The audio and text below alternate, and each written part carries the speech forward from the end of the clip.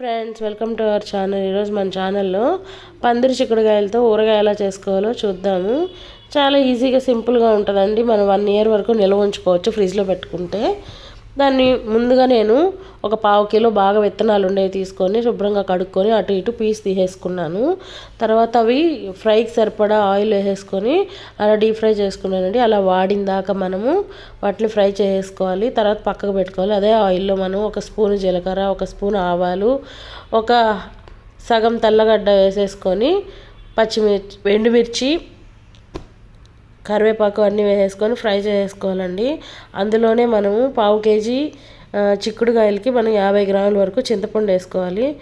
చింతపండుని మనం మిక్సీ పట్టేసుకుంటే ఒక పల్స్ వేసేసుకుంటే అట్లా మెత్తగా వస్తుందండి.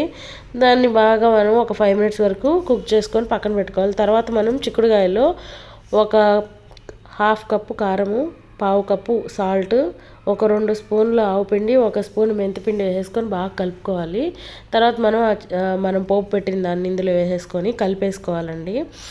అది పక్కన పెట్టేసుకోవడం అండి. నెక్స్ట్ డే మనము కొంచెం సాల్ట్ సరిపోతే సాల్ట్, ఆయిల్ సరిపోతే కొద్దిగా హీట్ చేసుకొని కలిపేసుకోవడం అండి. సింపుల్గా మీరు చేసేసుకోండి. మీకు కనుక నచ్చితే నా వీడియోని లైక్ చేయండి, సబ్స్క్రైబ్ చేయండి.